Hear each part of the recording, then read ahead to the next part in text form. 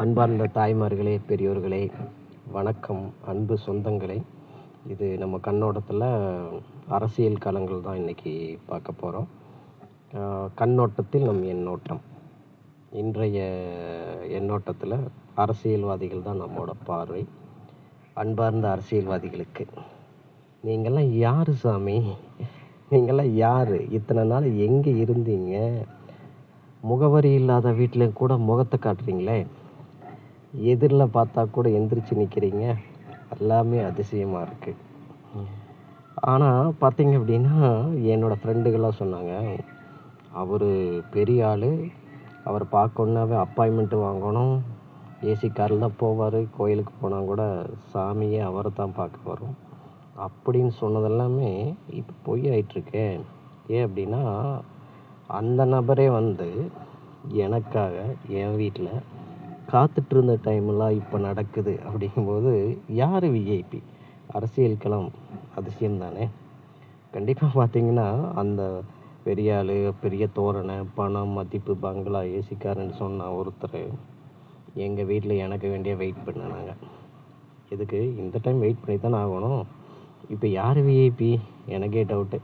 எங்கள் வீட்டுக்கு வந்து ஓட்டு கேட்கும்போது பார்த்தீங்கன்னா, நான் பனியனோடு இருக்கேன். அவரை வெயிட் பண்ண சொல்கிறேன், இருங்க நான் சட்டை போட்டு வந்துடுறேன் அப்படின்னு. வெயிட் பண்ணுறாரு எனக்கு வேண்டியா. இப்போது இதில் யார் விஐபின்னு சுற்றி இருக்கிறவங்களாம் செம்பிச்சு போகிற அளவுக்கு இருக்குது. அவங்க கூட வர்ற ஆளுகள்லாம் வந்து, தலைவர் வெயிட் பண்ணுறாரு, நீ போய் சட்டை போட்டு வரங்கிற அப்படின்னு. ஆமாங்க, எங்கள் வீட்டில் நான் தான் தலைவர். ஓ, அவர் தலைவரா? பரவாயில்ல, எனக்கு வேண்டி வெயிட் பண்ணலைன்னா போக சொல்லுங்கள். எங்கள் வீட்டில் 9 ஓட்டு இருக்குது அப்படின்னா, அவர் ஒடியாந்து வந்து உடஞ்ச சேர்லையும் கூட உட்கார்றதுக்கு ரெடியாக இருக்கார். மண்ணில் விளையாடுற என் பையனை மடியில் எடுத்து உட்கார வச்சு கொஞ்சறாரு. இது எல்லாம் எப்படி நடக்குது? எதுக்கு? ஏன் எனக்கு வேண்டிய இவ்வளோ வெயிட் பண்ணுறாரு? வாக்கு. அப்போது என்னோட ஓட்டுக்கு வேண்டியா நீ வந்து இவ்வளோ 5 வருஷம் நீ பெரிய ஆளாக இருந்திருக்கலாம், அடுத்த 5 வருஷம் பெரிய ஆளாக இருக்கலாம். ஆனாலும் இன்றைக்கி இந்த 5 நிமிஷம் விஐபி யார்? நான் தான். அரசியல் விளையாட்டு அதிசயமாகவும் இருக்குது. அதே சமயம் எனக்கும் இந்த பொது ஜனங்கள்னு ஒரு பவர் இருக்குது அப்படிங்கிறதும், நானும் பெரிய ஆள் அப்படிங்கிறதும் உணர்ந்த தருணம் இது. இது எல்லாத்துக்குமே இருக்கணும். அதுக்கு வேண்டி நான் அவங்கள பழி வாங்கணும், ஏன்னா அவங்க என்னை பழி வாங்கணும் அப்படிங்கிற சொல்ல வரல. பவர் அப்படிங்கிற ஒரு விஷயம் பார்லிமெண்ட்டு வரைக்கும் எதிரொலிக்கும். அதுதான் இதோட அரசியலோட மேஜிக்கு.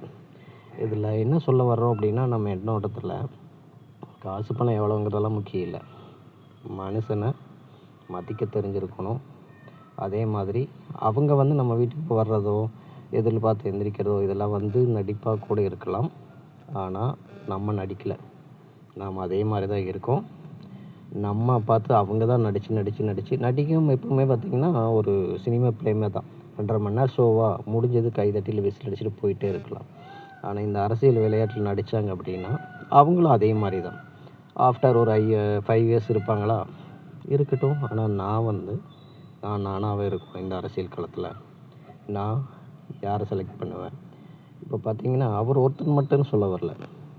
யாரெல்லாம் விஐபிஸ், யாரெல்லாம் பெரிய ஆள்னு சொன்ன தலைவர்கள் எல்லாமே என் வீட்டுக்கு எல்லோரும் வந்துட்டுருக்காங்க. விருந்தாளிகளில் எங்கிட்ட ஏதாவது ஒரு விடை கிடைக்குமா அப்படின்னு சொல்லி நம்ம தானே எழுதணும். தேர்தலுங்கிற பரீட்சை பக்காவாக ஆன்சர் ரெடியாக இருக்குது. உங்கள்கிட்ட இருக்குன்னு நினைக்கிறேன். எழுதுவோம். நீங்களும் நல்ல ஒரு தேர்தலை எழுதுங்க.